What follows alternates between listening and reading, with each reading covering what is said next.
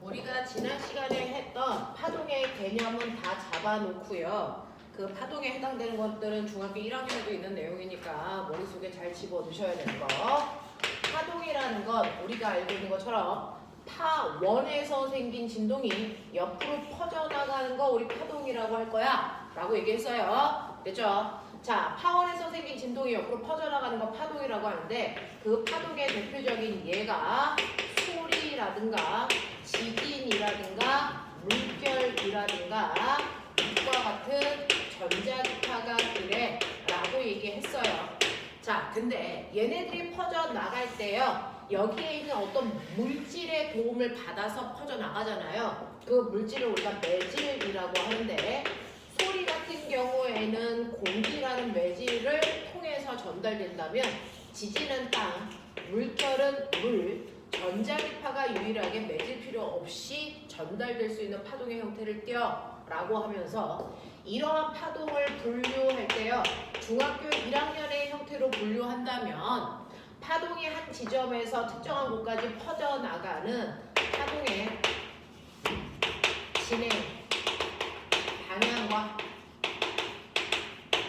이 안에 있는 매질이 어느 방향으로 진동해 라고 하는 매질의 진동 방향 사이의 관계에 의해서 나눌 수가 있는데, 이때 이 방향이 나란하다면 중파라고 할 거야.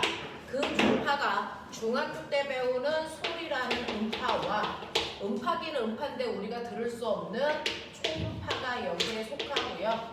지진 중에서는 피파가 여기에 속해. 근데 만약에 이 두 개의 각도가 나란하지 않고 수직하다면 나는 얘를 횡파라고 할 거고, 횡파가 이 세 개를 뺀 나머지로요, 지진파 중에서는 S파가 그럴 거고요, 물결도 그럴 거고요, 빛과 같은 전자기파들도 횡파의 형태로 퍼져나갈 거야 라고 얘기했고요. 그 다음에 파동의 진행 방향과 매질의 진동 방향 말고도 여러분들이 보시는 것처럼 전달될 때 매질이 반드시 있어야 되니 없어야 되니 라고 하는 매질의 유무에 따라서 매질이 있어야만 전달된다면 우리는 탄성파라고 할 건데, 보편적 파동은 다 탄성파예요. 근데 유일하게 딱 하나, 빛과 같은 전자기파만 유일하게 매질이 없어도 전달이 되는 이 탄성파의 형태를 띄어라고 얘기했어요. 그렇죠? 자, 그러면 이러한 파동이 퍼져나갈 때 파동이 가지고 있는 구조는 어땠는데? 라고 얘기를 한다면, 이러한 파동의 구조를 가장 정확하게 볼 수 있는 건 횡파고요. 횡파를 통해서 파동에 5가지 요소가 있다는 걸 우리가 확인할 수 있어. 한 지점에서 생긴 파동이 퍼져나가는 동안 그 안에 있는 매질이 횡파니까 수직하게요, 가는 방향이 오른쪽이면 매질은 위아래로 이렇게 진동하면서 가야 수직하겠죠. 그랬을 때 볼록 튀어나온 부분 뭐라 그런다고? 네, 이거 마루라고 하고요. 쏙 들어간 부분 뭐라고 한다고? 골. 그래서 마루와 골의 구조가 반복되는 구조를 우리가 파라고 할 건데, 그 중에서 파동의 첫 번째 요소인 파장이라고 하는 건 마루에서 그 다음 마루까지의 최단 거리야 라고 배웠어요. 그쵸? 그러니까 다시 말해서 같은 위상이 반복되는 최단 거리의 개념이 파장이라서, 만약에 이 거리가 4m야 그럼 한 파장이 4m야 라는 뜻으로요, 굳이 마루에서 마루까지 잴 필요 없이 골에서 골까지 같은 위상끼리 재도 되고요, 또는 A 지점에서 B 지점까지 재도 한 파장의 길이가 나온다 라고 알고 계시면 되고요. 그 다음에 두 번째는 같은 위상이 반복되는 최단 시간도 잴 수 있다. 이걸 우리는 주기라고 표현하고, 주기는 타임의 약자 t로 쓰는데 한 번 진동하는데 걸린 시간이 2초라면 얘는 2초야 이렇게 표현하면 되죠. 자, 근데 이 주기의 역수에 해당되는 값을 우리 뭐라 그런다? 이걸 진동수라고 하더라. 주기는요, 한 번 진동하는데 걸리는 시간의 개념이라면, 진동수는 1초라는 시간 동안에 진동한 횟수를 물어보는 거야. 2초면 주기를 역수하시면 진동수가 나온다 그랬으니 얘 진동수는 2분의 1 단위는 헤르츠야. 그래서 얘는 1초 동안에 절반밖에 진동 못해. 이런 뜻이야. 알겠어? 자, 그 다음에 네 번째로는요. 이렇게 파동이 진동할 때 여기 있던 매질이 얼마만큼 이동해? 라고 할 때 진동할 때 최대한 이동한 거리 이거를 바로 진폭이라고 불러. 그래서 진폭은 매질의 최대 변이의 개념인데 만약에 위쪽 방향으로 2m 올라가면 내려가 골을 만들 땐 아래쪽 방향으로 2m 내려오는 거야 라고 얘기를 했고요. 그 다음에 마지막 이러한 파동이 퍼져나갈 때 얼마나 빨리 전달돼 라고 하는 속력은 시간분의 거리인데 파동에서의 시간은 주기를 얘기하는 거고요. 거리는 파장을 얘기하는 거기 때문에 파동에서의 속력은 주기분의 파장의 길이로 계산해. 근데 주기분의 1이 진동수이기 때문에 얘는 F 남다라는 공식을 훨씬 더 많이 사용할 수 있어 라고 얘기했거든요.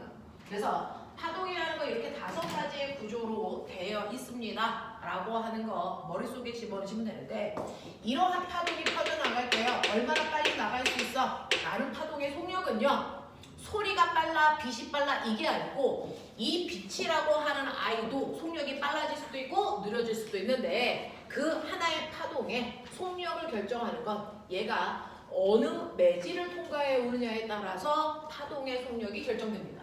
됐죠? 그래서 파동의 속력은 매질의 상태는 중학교 1학년 때 배웠던 고체, 액체, 기체 요거요. 그 상태와 그 매질의 성질 얜 단단한 거야? 뜨거운 거야? 이런 거. 그래서 이거에 의해서 파동의 속력이 결정됩니다. 그래서 파동의 속력은 매질에 의해서 결정되는데 그 매질 중에서도 상태와 성질이 파동의 성질을 결정해요. 그 중에서 매질이 있어야만 전달되는 대표적인 파동이 소리죠. 자, 소리라는 아이는 반드시 매질이 있어야 되는데 있어야 되는 이유는 하나의 매질을 진동시키면 그 옆에 있는 그 입자가 진동하는 입자가 옆에 있는 입자를 툭 쳐줘야 얘가 진동하면서 파동이 옆으로 전달되어 가거든요. 그러니까 빨리 쳐줘야 되니까 입자가 빽빽한 고체 매질을 통과할 때 속력이 제일 빠르고요. 그 다음 액체, 기체고요. 매질이 없는 진공 속에서는 소리라는 아이는 전달될 수 없다. 이런 얘기고요. 똑같은 기체더라도 더운 공기가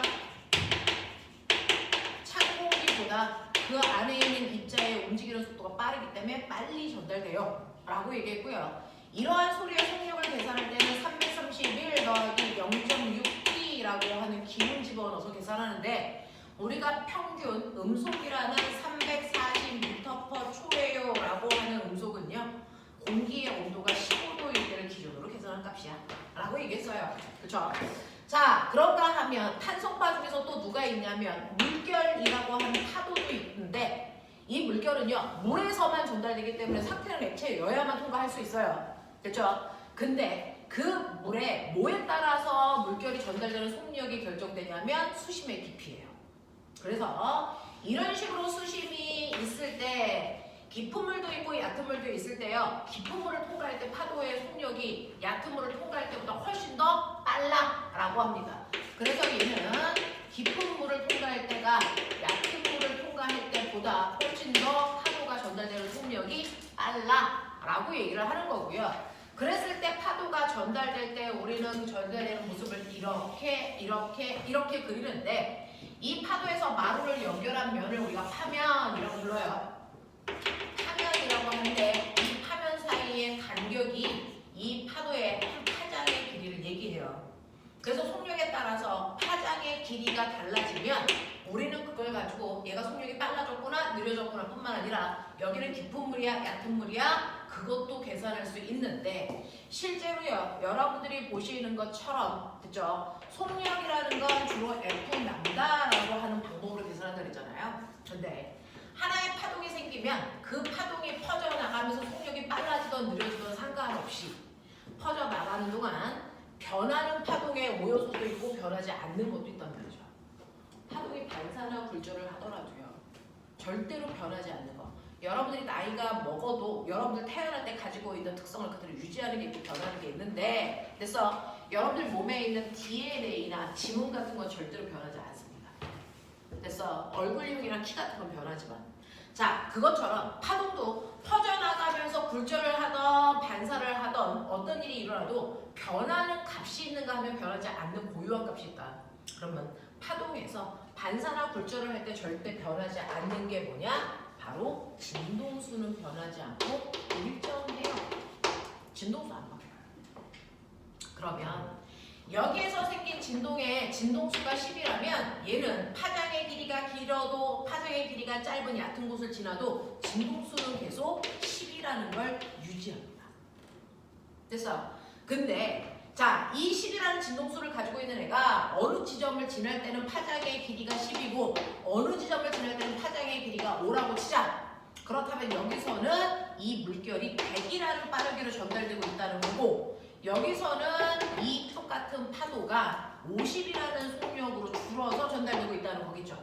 됐어? 네. 그래서 이렇게 파동이 전달될 때 속력이 바뀌더라도 매질에 따라 속력이 바뀌더라도 어떤 파동이든 진동수는 변하는 게 아니고 속력에 따라 파장의 길이만 달라진다. 그죠? 파장의 길이가 짧아졌다는 얘기는 속력이 느려졌다는 걸 표현한다. 알겠습니까? 이런 얘기죠. 그래서 우리가 이렇게 물결이 퍼져나갈 때 파장의 길이가 긴 곳은 깊은 물이네, 파장의 길이가 짧은 곳은 얕은 물이네 라고 하는 거를 예측할 수 있다고요. 됐죠? 이렇게 됩니다. 자, 그런가 하면 여러분들 줄 같은 걸 진동시켜도 줄에서도 진동이 퍼져나가는 파동이 일어납니다. 그 줄은요, 파동의 속력이 루트 U분의 T라고 해서 자, 각각의 줄을 1m 단위로 잘랐을 때 그 줄이 차지하는 질량값을 멋진 말로 선밀도라고 부른다는 거죠. 그래서 가벼운 줄일수록 속력이 더 빨라 라고 얘기했어요. 그 다음에 그 줄이 얼마나 팽팽하게 당겨져 있냐, 실에 걸려있는 장력이 있을수록 진동은 빨리 전달돼 라고 얘기했거든요. 됐죠? 그래서 이런 식으로 매질이 필요한 탄성파들은 이런 성질을 가지고 속력이 변해가. 근데 매질이 필요 없는 비탄성파에 해당되는 대표적인 빛은요, 오히려 매질이 걸지럭거리는 역할을 하기 때문에 매질이 존재하지 않는 진동에서의 속력이 제일 빨랐고 그 다음 기체, 액체, 고체의 매질을 통과하면서 속력은 점점 느려지는데 그중 빛은 진공을 통과할 때 빛의 속도가 제일 빠른 이 상태의 빛을 우리는 광속이라고 불러. 광속도 파동이니까 다른 속력은 벨로시티 V로 쓰는데 빛의 속력만 C로 쓰고요. 이 속력도 F 남다로 계산할 텐데 그래서 광속은 항상 일정하기 때문에 빨간색 빛이 진공을 통과하거나 파란색 빛이 진공을 통과해도 둘의 속력이 똑같아야 되거든요. 그래서 네, 근데 빨간색과 파란색에 따라 진동수는 어떤 애는 1이고 어떤 애는 10이야. 그래도 광속은 똑같이 10이어야 된다면 얘는 진동수가 작은 애는 파장이 길고요. 진동수가 큰 애는 파장이 짧다라는 얘기라서 진동수와 파장은 반비례 관계가 있습니다 라고 하는 것도 우리는 앞에서 배운 적이 있어요. 되겠죠? 이렇게 되는 관계를 갖는다 라고 하는 거. 자, 그 중에서요, 매질을 필요로 하지 않는 특이한 파동이 바로 빛이라고 했는데 이 빛이라고 하는 아이는 전자기파의 일부다. 전자기파의 일부를 우리가 빛이라고 하는데요. 이러한 전자기파는 별과 같은 고온의 물질에서 전기를 띤 플라즈마라고 하는 입자가 공간으로 뻗어나가면서 전기장을 만들면 그 전기장과 수직한 방향으로 자기장이 유발되고 그 자기장에 의해서 또 다른 전기장이 또 다른 자기장이 서로를 유발하면서 가기 때문에 매질은 필요하지 않다. 이렇게 해서 전기장과 자기장이 서로 유발시키면서 전달되는 파동을 우리가 전자기파라고 한다.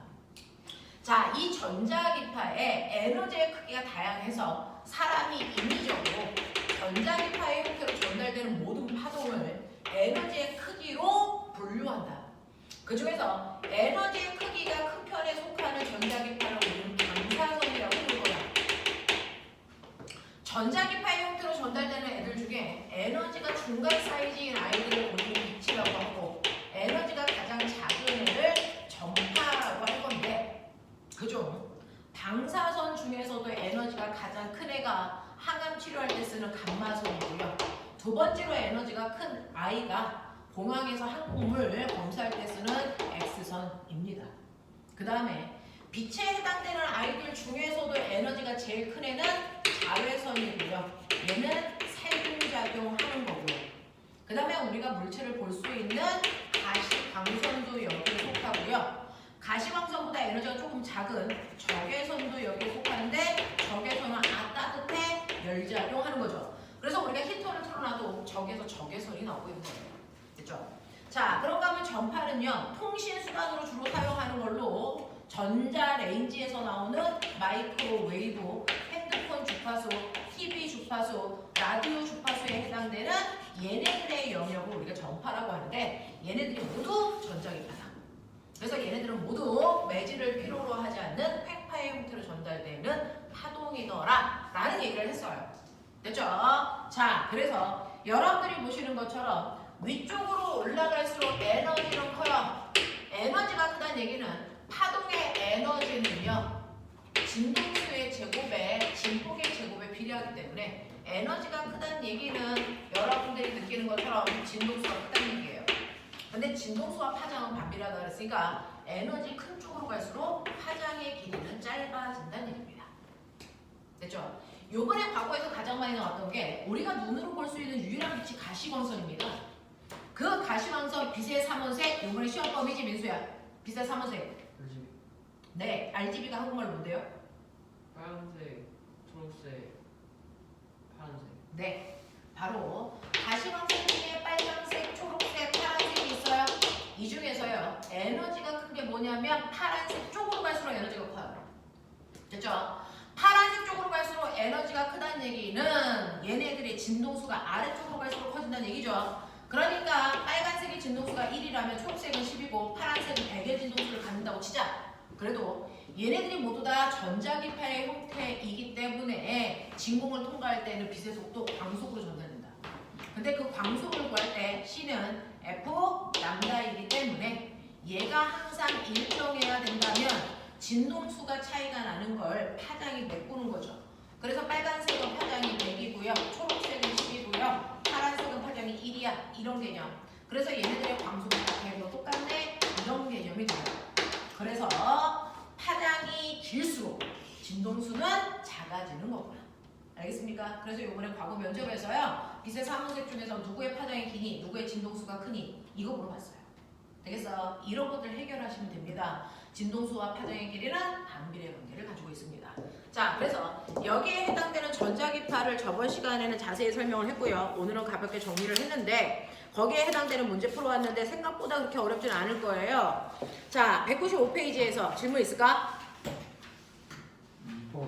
2번 보시면요. 2번은 전자기파인데요. 이 전자기파가 이렇게 서로 유발해서 가는 걸 그래프 상태로 그리면 얘네들은 실제로 공간이라는 3차원에서 전달됩니다. X축, Y축, Z축이라고 하는 세 가지 공간에서 전달이 돼서 이 전자기파를 그리면 전자기파가 이제 이렇게 되어 있는 그래프에서 Y축이야, X축이야, Z축이야 이렇게 된다면 그 중에서요 전기장이 서로 유발하면서 이렇게 생겨서 전기장이 간다면 이것과 수직한 방향으로 자기장이 이렇게 생겨서 전달됩니다.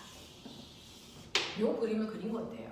그래서 그랬을 때 이 전자기파가 가는 방향이 오른쪽이야 왼쪽이야 위야 아래야 이런 거 보고 싶잖아요. 전자기파의 진행 방향은 전기장에서 오른손을 뻗었을 때요. 전기장 방향으로 내 손가락 뻗어서 됐어? 자기장이 있는 쪽 방향으로 감았을 때 엄지손가락이 가리키는 방향이 전자기파의 진행 방향이에요. 이게 벡터 합성의 방향 결정하는 겁니다. 대학 가면 배워요. 자, 전기장에서 자기장 방향으로 감으시면 엄지손가락이 가리키는 방향이 지금 전자기파의 진행 방향이야. 만약에 전기장은 여기 있는데 자기장이 저쪽으로 되어 있다. 반대로. 그럼 반대로 감으셔야 되죠. 그럼 전자기파가 이 방향으로 진행한다는 얘기야. 알겠어? 그러면서 전기장과 자기장은 서로 90도를 이루고요. 전기장에서 가장 진폭이 큰 쪽이 에너지가 큰 쪽이겠죠. 됐어? 자, 전기장의 진폭이 클 때 유발된 자기장의 진폭도 커요. 그래서 위상은 다르지만 에너지의 크기는 같습니다. 진폭은. 항상 같은 진폭을 가진 아이들끼리 유발시킵니다. 자, 그래서 보시면 2-1번이요. 전기장과 자기장의 진행 방향이 전자기파의 진행 방향과 이루는 각도는요 라고 합니다. 전기장이 움직이는 방향, 자기장이 움직이는 방향 됐어? 그리고 진행 방향 모든 게 다 서로 뭡니까? 90도 방향을 유지합니다. 알겠어? 그 얘기 한 거고요. 그 다음에 2번 여기에 대한 설명으로 옳은 것을 찾아보세요 라고 했는데 전자기파의 파장은 이라고 했습니다. 여기에서 여러분들이 보시는 L이라고 하는 게 한 파장의 길이죠. 여기서부터 여기까지를 잘랐잖아요. 요거 L이 바로 한 파장의 길이죠. 그래서 얘는 한 파장의 길이가 2분의 L이 아니고 그냥 L이다 라고 하셔야 되고요. 이 전자기파의 진동수는요 라고 했습니다. 자, F는 람다분의 C라 했으니까 람다 자리에 L 집어넣으시면 L분의 C예요. 이게 진동수예요. 이렇게 가셔야 돼요. 자, 그 다음에 디귿에서 L이 길수록 회절이 잘 일어나니 이건 이제 우리가 앞부분을 생략하고 넘어와서 지금은 모르는 얘기인데요. 파동이 가다가 꺾이는 걸 우리가 굴절 말고 또 회절이라는 것도 있는데 회절은 파장이 길수록 회절이 잘 일어나요. 그래서 파장이 길수록 회절이 잘 일어나서 오늘 그 부분을 설명할 겁니다. 그래서 니은하고 디귿이 맞는 얘기. 넘어가죠. 자, 196, 197에서 질문 있을까요? 없어. 넘길게요. 자, 됐네요. 자, 그러면 여기까지 잠깐만 테스트 보고 앞부분에 빠져있는 엄청나게 중요한 파동들을 오늘 마무리하겠습니다.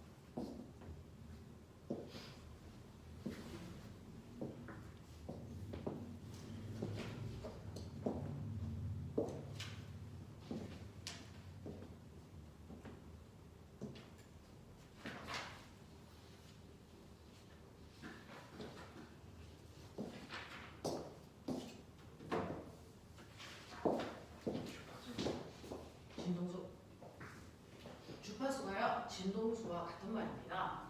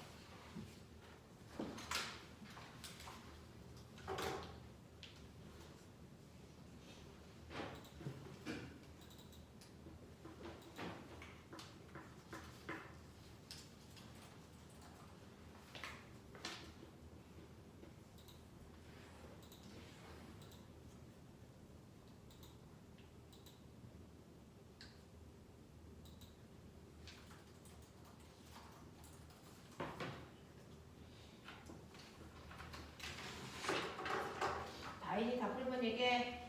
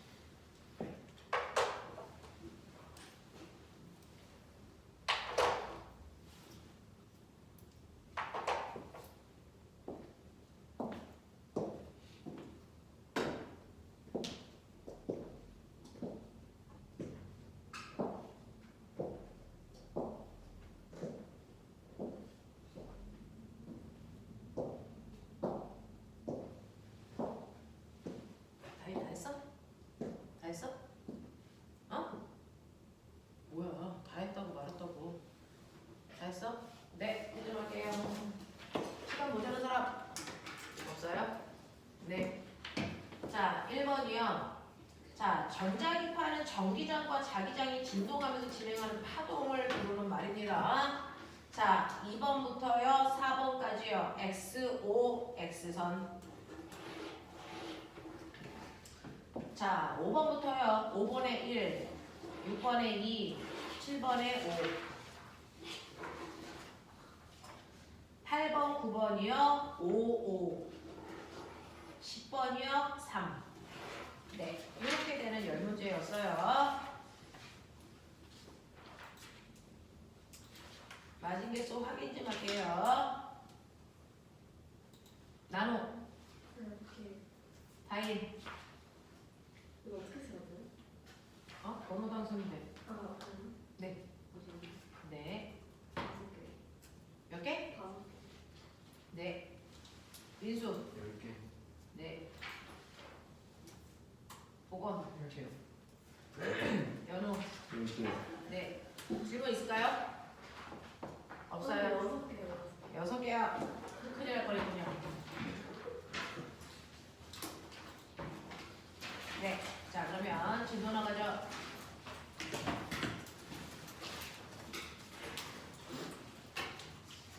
오늘 선생님 조금 전에 중학교 1학년 아이들 파동 파트가 시험 범위라서 4시 갔다 왔는데 매질 이런 단어들을 모르더라고요. 깜짝 놀랐어요. 자, 그러면 이런 식으로 우리가 파동이라고 하는 거 기본적으로 이제 파동을 분류하는 거, 파동의 구조 이런 것들 봤고요. 선생님이 오늘은 정리하진 않았지만 종파를 횡파의 구조로 바꿀 때요. 미래의 위치가 어딘지 소의 위치가 어딘지 저번 시간에 했었던 거거든요. 그래서 그것도 머릿속에 집어넣으시면 되는데 이제 파동의 앞부분에 있는 내용 중에서요. 중요한 부분들을 선생님이 빼고 건너왔잖아요. 자, 그게 바로 뭐냐면 파동의 성질이라고 하는 겁니다.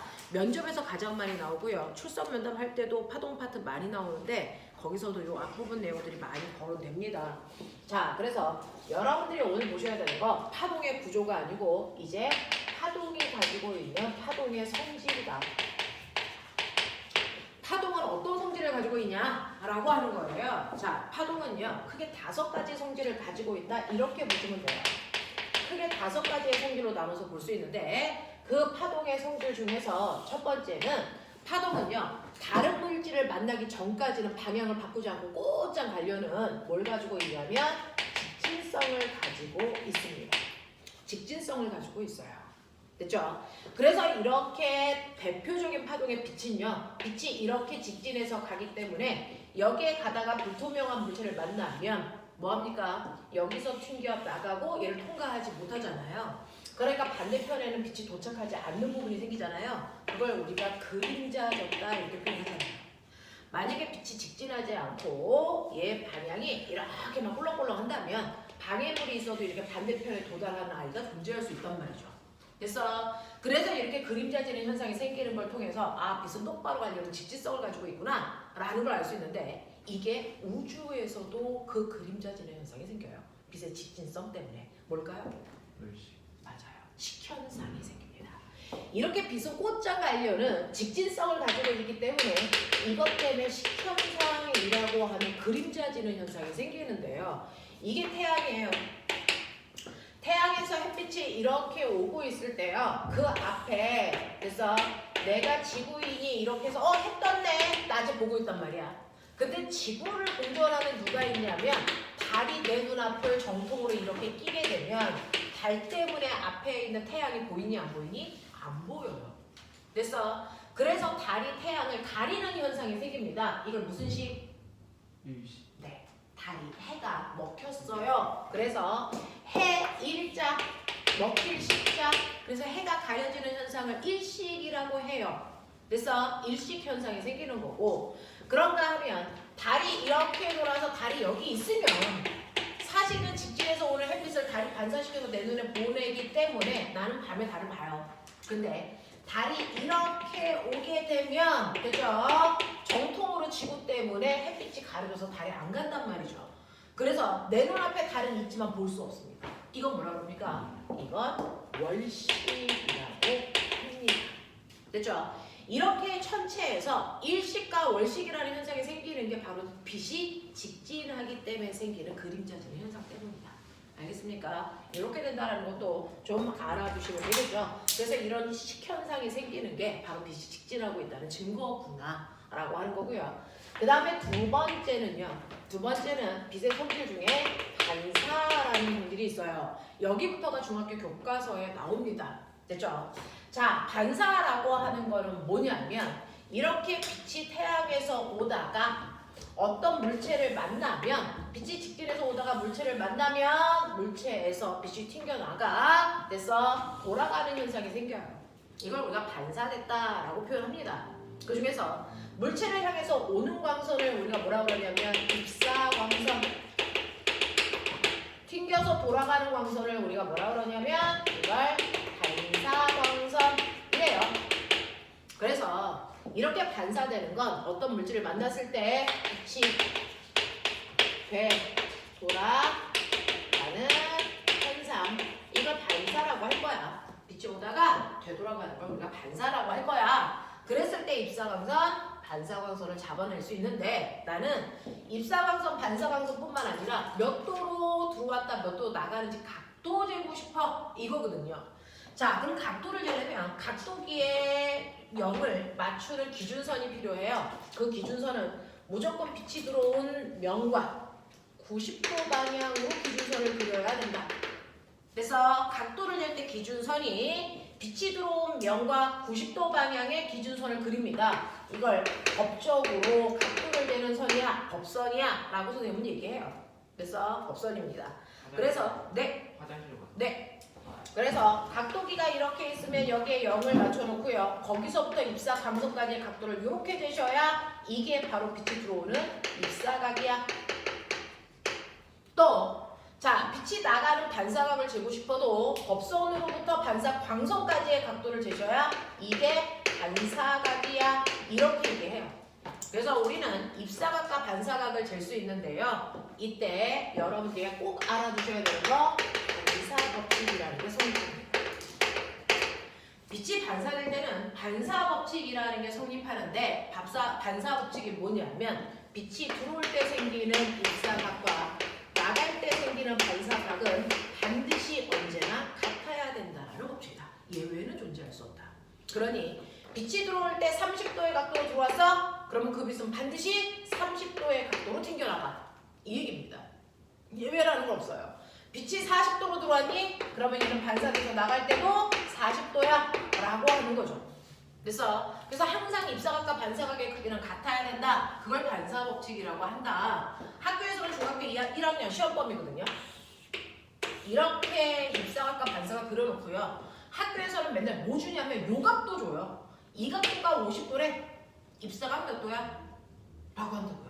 그러면 애들은 딱 보고 입사각 50이네? 그럼 뒤지는 거죠. 법성 그려놓으면 그래서 요 각도가 20도라고 그랬으니 입사각이라고 했으니까 입사각 몇 도입니까? 40도야. 이게 나와줘야 돼요.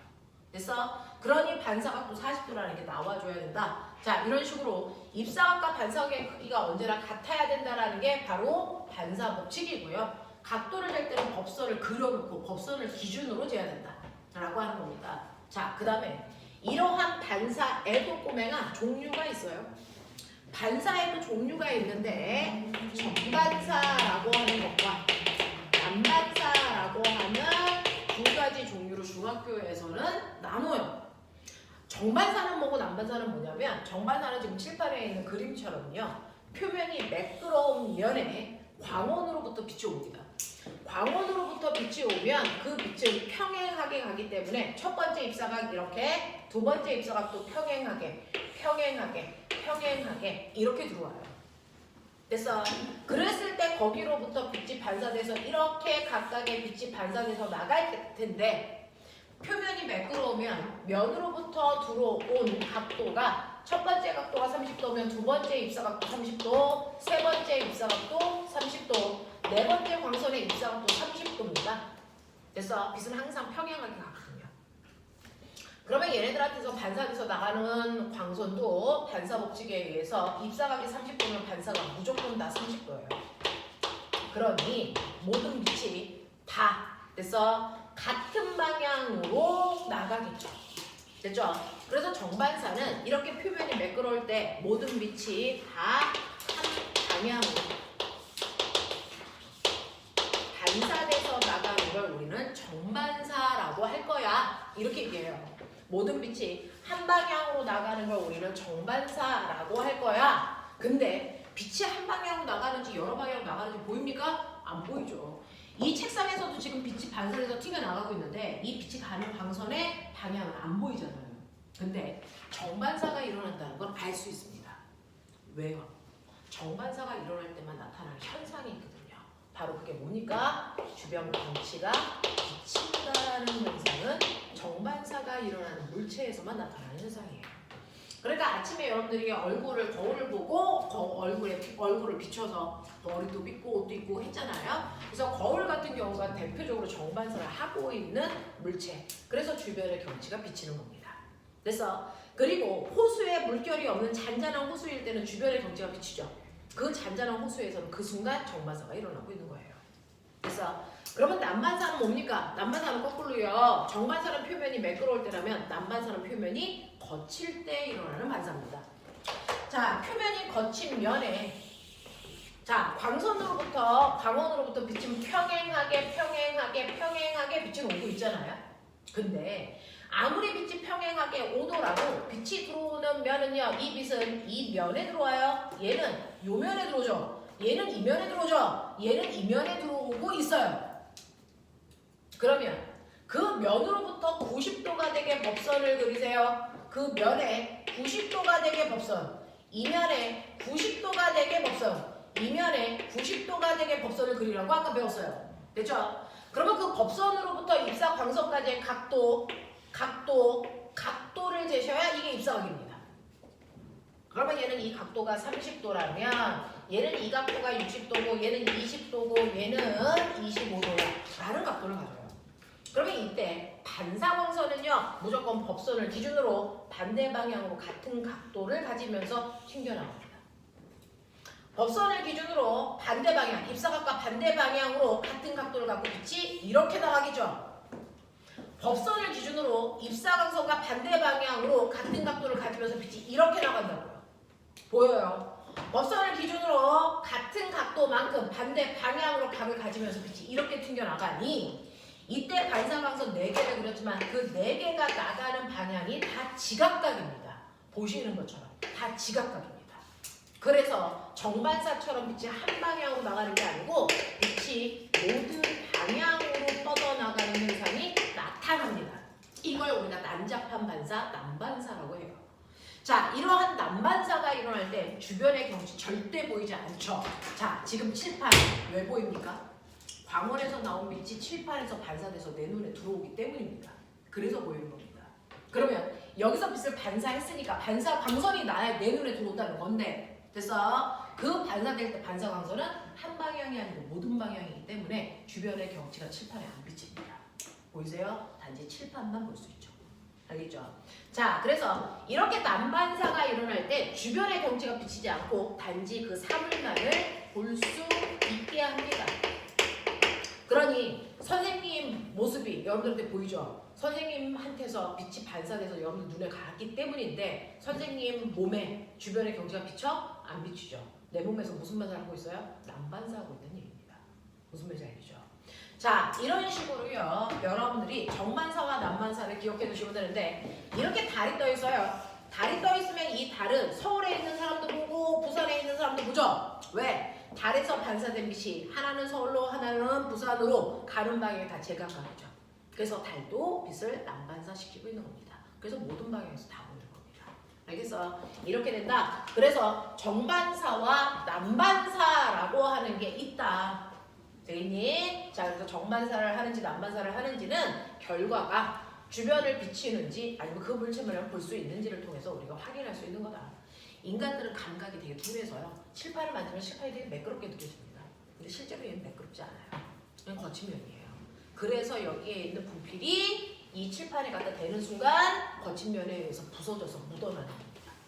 알겠어? 이렇게 되는 거거든요. 그래서 칠판은 남반사입니다. 그래서 우리 칠판을 통해서 주변을 비춰볼 수는 없습니다. 라고 하는 거고요. 이건 고등학교에서의 반사입니다. 아니, 중학교에서의 반사입니다. 고등학교에서의 반사는 또 다른 반사가 있어요. 자, 중학교에서는 정반사와 남반사로만 나눕니다. 근데 고등학교에 오면 반사를 또 다르게 그래서 자유단 반사와 고정단 반사로 반사될 때 위상의 모습이 어때? 요걸로 나누는 거예요. 그래서 자, 이렇게 빛이 오면요. 이렇게 빛이 왔다가 입사각과 반사각의 크기가 같은 상태로 이렇게 반사돼서 가잖아요. 반사 법칙은 정반사일 때 성립할까요? 난반사일 때 성립할까요? 둘 다 성립해요. 항상 입사각과 반사각이 같아야 된다는 반사의 법칙은 모든 반사에 항상 성립합니다. 예외는 존재하지 않습니다. 됐죠? 자, 그러면 이런 식으로 빛이 왔다가 갈 때요. 빛은 파동이니까, 특히 회파니까 이런 파동의 형태로 여기에 와서 부딪히겠죠. 그랬다가 여기서 반사될 때 만약에 마루가 와서 부딪혔다. 그러면 그대로 마루가 그대로 반사돼서 나갈 거냐, 아니면 마루가 부딪혔는데 골로 바뀌어서 갈 거냐. 위상입니다. 위상이 어떻게 돼? 자, 그중 자유단 반사는 마루의 형태로 와서 부딪히면 반사돼서 나갈 때 그대로 마루의 형태로 가서 위상이 바뀌지 않습니다. 위상이 그대로 유지되면서 반사되는 걸 우리가 자유단 반사라고 하고요.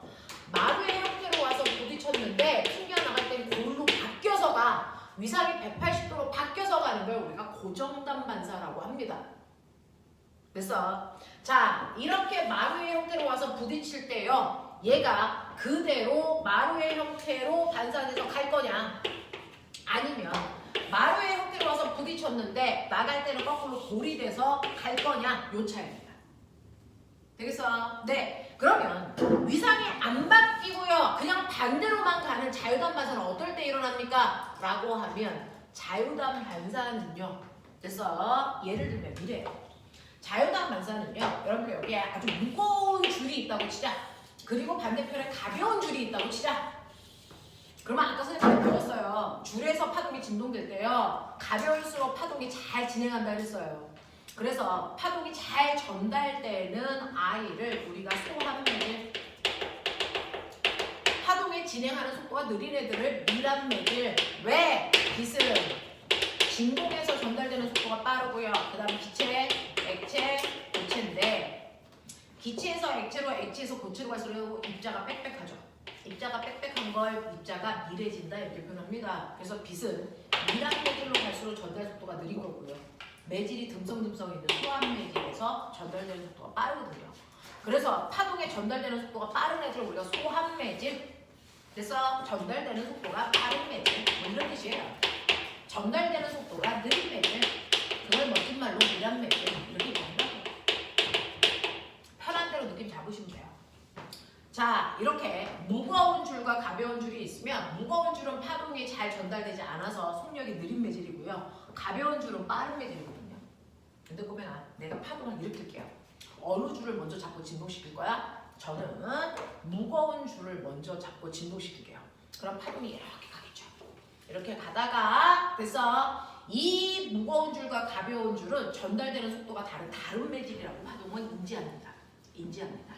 그래서 여기서 여기로 가면서 다른 매질을 만났기 때문에 파동은 반사해야 되는데, 됐죠? 이렇게 무거운 줄에서 가벼운 줄로 가면 전달되는 속도가 뭐죠? 갑자기 빨라져요. 파동이 훨씬 더 자유롭게 전달될 수 있어요. 이런 얘기야.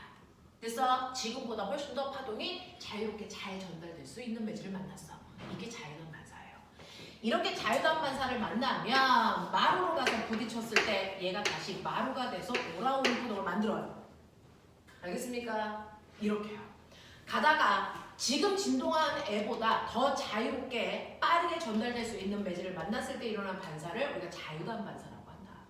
그 자유단 반사에서는 위상의 변화 없이 그대로 되돌아오는 반사를 만드는데 이걸 자유단 반사라고 하고요. 그럼 선생님 무조건 다 반사돼요? 아니죠. 일부는 통과합니다. 통과하는 모든 애들은 위상 변화 없이 그냥 가요.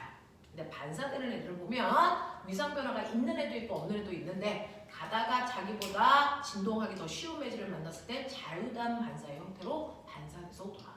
알겠어? 자, 그러니 미란 매질에서 소한 매질로 갈 때 일어나는 반사가 자유단 반사야. 고등학교 언니 오빠들한테 이렇게 얘기해줘요. 그럼 거꾸로 소한 매질에서 미란 매질을 만날 때 다시 말할게요. 자, 가벼운 줄을 진동시켰다고 쳐요. 진동하기 편한 줄을 진동해서 와요. 그러다가 갑자기 무거운 줄이 진동하기 어려운 매질을 만납니다.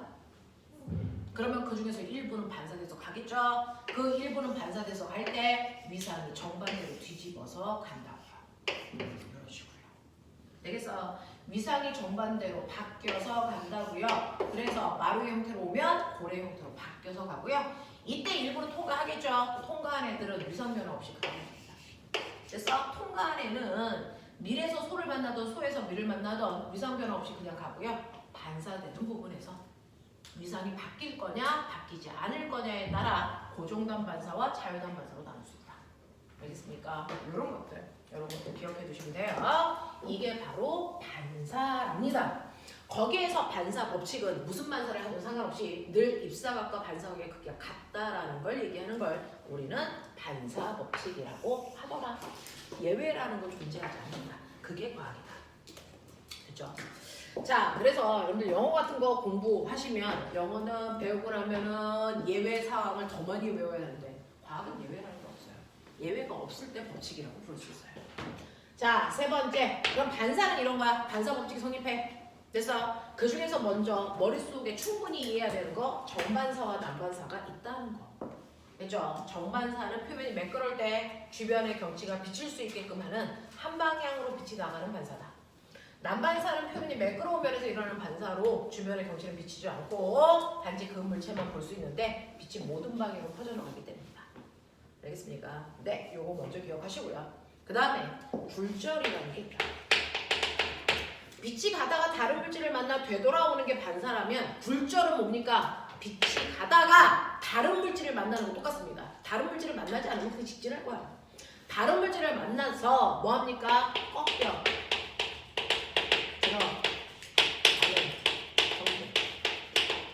다른 물질을 만났을 때 되돌아오는 게 아니고 꺾여서 그 물질을 통과하는 거예요. 그래서 근데 그냥 직진은 안 됩니다. 다른 물질이기 때문에 꺾여 들어갑니다. 예를 들어 이렇습니다. 여기가 공기고 여기가 물이죠. 빛이 들어가려면 빛이 통과하는 물질은 반드시 투명한 물질입니다. 투명하지 않은 우리 같은 물질은 통과할 수가 없어요. 알겠어요? 투명한 물질을 만나면 빛이 통과합니다. 자, 그러면 이렇게 공기 중에서 물속으로요 빛이 이렇게 오다가 물을 만나서 다른 매질을 만났죠? 직진할 수가 없어요. 그래서 뭐합니까? 얘가 꺾여 들어가게 돼요. 이걸 우리는 굴절했다 이렇게 표현합니다. 그래서 다른 매질을 만났을 때 직진할 수 없어 꺾여 들어가는 현상을 굴절이라고 하는데 첫 번째, 여러분들은 아직 중학교 저학년이기 때문에 왜 꺾여?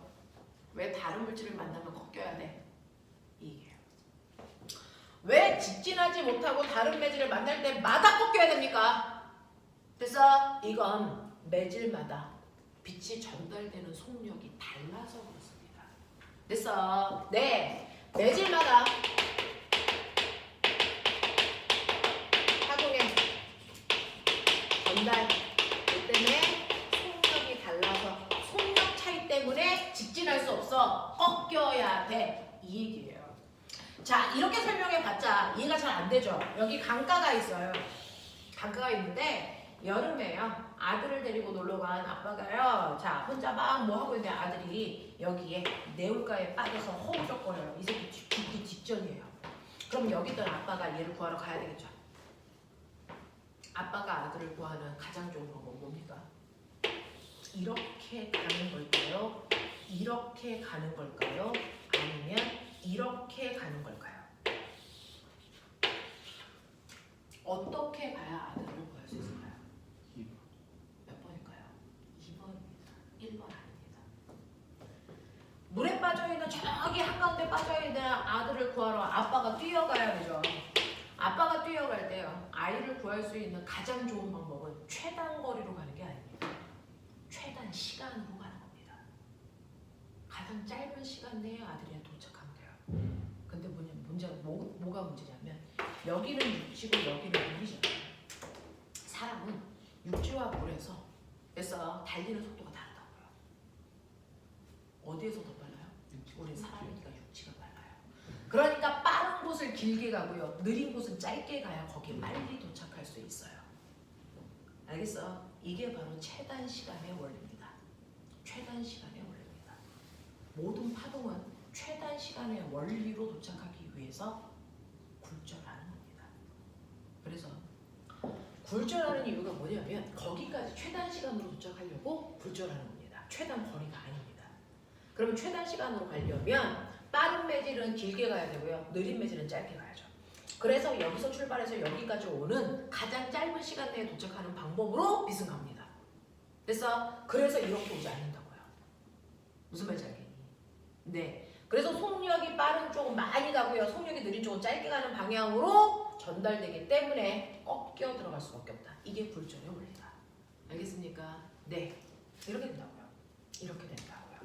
자, 그래서 속력이 다르기 때문에 꺾여가는 게 맞다. 속력이 다른데 직진하는 건 병신이라고 했다. 이런 얘기예요. 이게 파동이 때문에 성질입니다. 됐죠? 그래서 매질마다의 속력이 다르기 때문에 빛은 꺾여 들어간다 라고 하는 굴절의 원리입니다. 그래서 이렇게 파동이 굴절하는 이유는 매질마다 파동이 전달되는 속력이 다르기 때문에 최단 시간으로 도착하기 위한 방법을 선택한 거구나. 이게 우리가 알아낸 원리예요. 됐어? 이게 굴절의 원리라고요.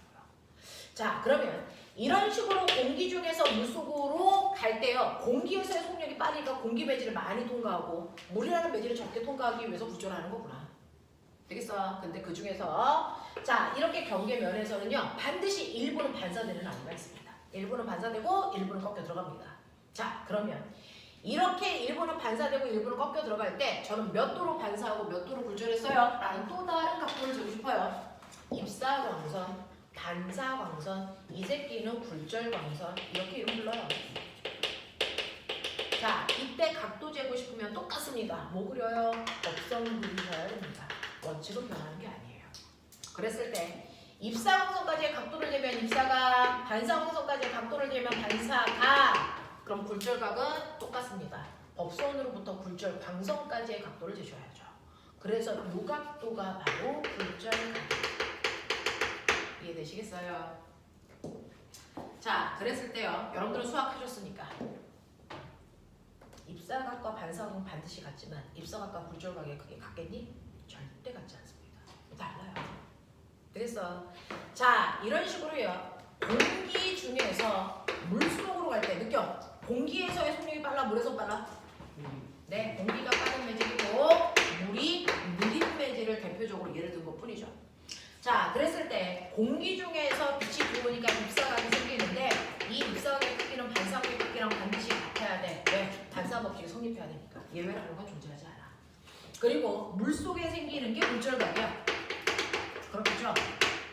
근데 각도 누가 큽니까? 입사각도 훨씬 큽니다. 왜? 빠른 매질 쪽에 생긴 각도가 무조건 커져야 되니까. 그래서 빠른 매질 쪽에 있는 각도가 무조건 큽니다. 그게 입사각이든 무슨 각이든 상관없어. 빠른 매질이 가지고 있는 각도가 커야 양 지점까지 도착할 때 최단 시간으로 갈 수 있다고요. 됐어? 그러니 예를 들어서 지금 입사각이 40도야. 그럼 반사각은 무조건 40도야. 반사 법칙에 의해서. 근데 굴절각은요. 물속에서 생기는 느린 매질에서 생긴 각도이기 때문에 얘보다 무조건 작습니다. 그래서 제가 재보니까 이 각도가 20도라고 치자. 뭐 이런 느낌이야. 됐어? 이렇게 생겨있다고요. 그렇죠? 자, 근데 선생님 저는요. 빛을 쏘는 방향을 조금 틀어볼게요. 그래서 여기서 쏠게요. 요렇게. 그럼 아까보다 입사각이 커졌네요? 커졌어요. 됐어? 자, 아까보다 입사각을 약간 더 크게 광선을 쏴볼게요. 50도. 그럼 따라서 반사가 예외 없습니다. 50도가 되겠죠. 그래서 빛이 50도 방향으로 이렇게 반사해서 갈 거야. 되겠어? 그러면 이 굴절각은 어떻게 될까? 입사각을 크게 했어요. 그럼 반사가 커집니다. 굴절각은 어떻게 될까? 입사각이 커지면 굴절각은 예외 없이 얘의 변화를 그대로 갖습니다. 커집니다. 됐어? 하지만 그렇다고 해서 입사각보다 클 수는 없어. 왜? 여기가 느린 매질이니까. 되겠죠? 그래서 얘의 각도가 30도 뭐 이런 느낌이야. 알겠어? 이런 식으로 변해. 이런 식으로 변해요. 이해되겠냐? 이렇게요. 그래서 매질의 종류가 달라지면 파동은 직진할 수 없다. 왜? 최단 시간으로 도착해야 되니까. 그래서 꺾인다. 그렇기 때문에 입사각과 굴절각은 무조건 달라야 되는데 됐어? 공기 중에서 물로 갈 때는 입사각의 크기가 굴절각의 크기보다 크고요. 입사각을 크게 하면 굴절각의 크기도 커진다. 근데 요즘은요. 수영장 바닥에서 조명을 쏴서 그 조명이 밖으로 나오게 할 수도 있대요. 그래서 거꾸로요. 물속에서 공기 중으로 빛을 이렇게 쏠 수도 있어요. 그러면 이 중에서 일부는 반사되고 일부는 꺾여 나갑니다. 꺾여 나갈 때요. 직진한 것보다 얘는 요번에는 위쪽으로 아니 아래쪽으로 이렇게 꺾여져. 이렇게 꺾여 나가요. 신기해요. 그래서 그럼 법선의 기준으로 각도를 낼 때 이 각도가 입사각이고요. 이 각도가 반사각이고요. 굴절각은 어딘 줄 아세요? 법선으로부터 이 각도가 굴절각이 됩니다. 보이세요? 이렇게 되는 거잖아요. 자, 그럼 똑같이 이때도 됐어. 물에서 공기로 가는 진행 방향만 정반대이지 입사각과 반사각의 크기는 바꿔야 되고 굴절각도 생기는데 이때 각도 누가 더 커요? 무조건 빠른 매질 쪽의 각도가 더 커야 되니까 이때는 굴절 각도가 더 큽니다. 굴절 각도가 큽니다. 빠른 매질 쪽에 생긴 각도가 무조건 큽니다. 느린 매질 쪽에 생긴 각도보다. 그러니 예를 들어서 물속에서 생긴 입사각이요. 그래서 40도라고 하자. 그럼 반사각 40도겠죠? 그럼 굴절각 얼마입니까? 요 각도니까 80도라고 치자. 요런 느낌이야. 빠른 매질 쪽에 생긴 각도가 입사각이든 굴절각이든 상관없이 무조건 빠른 매질 쪽에 생긴 각도가 커집니다. 또 입사각의 크기를 크게 하면 반사각의 크기도 커지면서 굴절각의 크기도 같은 방향 커진다 했어요. 그럼 제가 이걸 크게 할게요. 50도. 그럼 얘 50도 됐어요. 얘 얼마 될까요? 얘가 커졌으니까 얘도 커지겠죠. 얘 90도라고 봅시다. 그러면 입사각을 크게 했더니 굴절각도 같이 커졌는데 굴절각이 90도야. 우와 신기해. 이렇게 됐다고요. 가능하다고요. 근데 입사각을 이 상태에서 1도라도 더 크게 하면 어떻게 될까? 굴절각을 90도로 만들어 놨는데 이때 입사각을 이 각도보다 조금이라도 더 크게 하면 어떻게 될까? 조금이라도 더 크게 하면 반사각 따라서 더 커지겠죠. 얘가 커지면 얘 반사각 더 커지겠죠. 이렇게 가겠죠. 근데 굴절각도 같이 커져야 된다 그랬죠. 그러면 얘가 같이 커져서 얘가 한 92도쯤 됐다고 치자. 그럼 어떤 일이 발생하니? 얘가 밖으로 나가는 게 아니고 다시 안으로 들어오죠. 이런 식으로. 굴절각이 너무 커서 밖으로 나가지 않고 다 안으로 들어오는 굴절이 일어납니다. 이 굴절을 우리는 전부 다 안으로 들어와서 반사된 것처럼 보여. 이걸 전부 다 반사된 것처럼 보이는 굴절. 이걸 전반사라고 한다고요. 전반사라고 한다고요. 그 전반사가 일어나기 직전 굴절각을 90도로 만드는 입사각의 크기를 우리가 뭐라고 그러냐면 임계각이라고 할 거야. 그래서 임계각의 크기보다 입사각을 조금이라도 더 크게 하는 순간 전반사가 일어납니다. 전반사가 일어납니다. 근데 이거 거짓말입니다.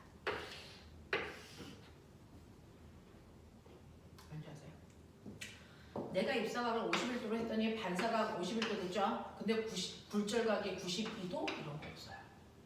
어떻게 됩니까? 얘가 같은 매질로 들어오는 순간 굴절광선 없어지고 반사광선이 붙어버려요. 같은 매질의 광선은 한 가닥밖에 안 생겨요. 이렇게 됩니다. 그래서 얘 굴절광선이라는 게 없이요. 얘가 다 반사광선에 가서 붙어버려요. 그래서 전부 다 반사되는 광선과 일치한다 전반사예요. 그래서 이런 일이 발생합니다. 이 전반사를 이용해서 만든 게 바로 광섬유라는 겁니다. 우리나라는 전 국토에 광섬유를 깔았습니다. 그런 나라가 없습니다. 그래서 우리나라가 IT 강국, 통신 속도가 더럽게 빨라 이렇게 되는 건데 옛날에는 전화를 하던 인터넷을 하던 통신선이 다 전선이었단 말이죠. 구리선. 전선 구리선이었는데 내가 여기에서 전기 신호를 쏘면요. 거기에서 일부는 반사되고 일부는 굴절해서 빠져나갑니다. 일부는 반사되고 일부는 굴절해서 빠져나갑니다. 그 빠져나가는 걸 잡으면 이게 도청입니다. 옛날에는 도청이 다 됐습니다. 왜? 무조건 빠져나가는 광선이 있으니까. 전파가 있으니까. 그래서 도감청이 돼요. 그래서 이거는 옛날에 통신선이었는데 요즘은요. 이 전반사를 하는 광섬유로 다 바꿨어요. 이 광섬유는요. 이렇게 전선처럼 이렇게 생긴 게 아니고요. 이 광섬유는 어떻게 생겼냐면 안에 있는 아이와 밖에 있는 아이가 다른 두 개의 섬유로 만들어져 있어요. 그죠? 안에 있는 물질을 우리가 속유리 또는 코어 그래서 밖에 있는 섬유를 권유리